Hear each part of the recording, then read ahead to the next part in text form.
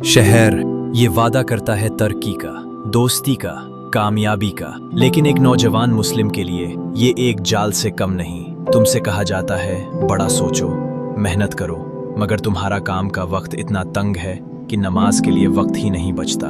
तुमसे कहा जाता है लोगों से जुड़ो, नेटवर्क बनाओ, मगर जुड़ने के सारे रास्ते तुम्हारे ईमान से समझौता मांगते हैं।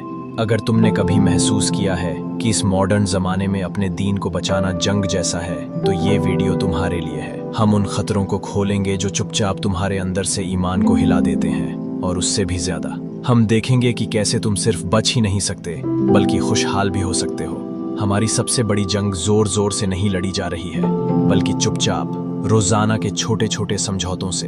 हफ्ते में एक दिन की चीज, ना कि जिंदगी का रास्ता। तुमसे कहा जाता है काम इतना करो कि अल्लाह का नाम भी याद ना रहे। सोशल मीडिया तुम्हें दिखाता है कि तालीम और तहजीब नहीं, बस लाइक्स और फॉलोअर्स की कीमत है। मॉडर्न बनने का मतलब बन गया है अपने ईमान से टकराने वाले सेक्युलर वैल्यूज को मानना, और फिर आता है धीरे धीरे गिरना।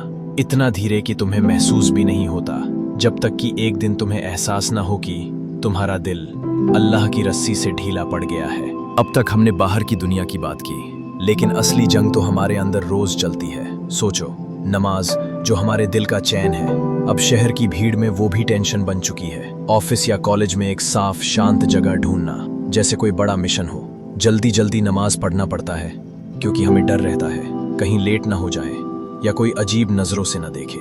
और फिर है social minefield, office party, friend meetup, हर जगह दीन से टकराव। हर बार सोचना पड़ता है क्या मुझे जाना चाहिए, वहां क्या होगा, ना कहूं तो अलग तो नहीं हो जाऊं। यही बनाता है एक गहरी तन्हाई। लाखों के शहर में भी इंसान अकेला महसूस करता है, जैसे दो दुनियाओं के बीच फंसा हो। क्या मैं मॉडर्न हूं या सिर्फ मुसलमान? ये सब सिर्फ तुम्हारे अंदर की बात नहीं है, ये एक हकीकत है, एक पूरा माहौल है जो तुम्हें दबाता है।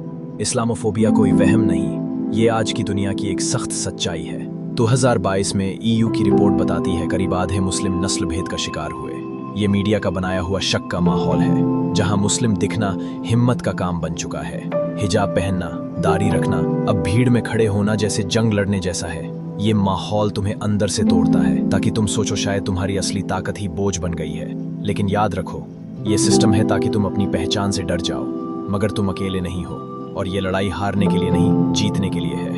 अब सवाल है, क्या हमें बस झुक जाना चाहिए? क्या इस दुनिया से कट के जीना ही हल है?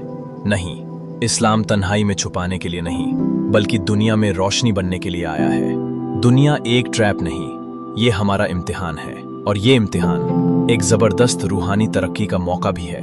तो शुरुआत करो सलाह को रीसेट करने से। 5 वक्त की नमाज को इंटरप्शन नहीं, बल्कि दिन का एंकर पॉइंट समझो।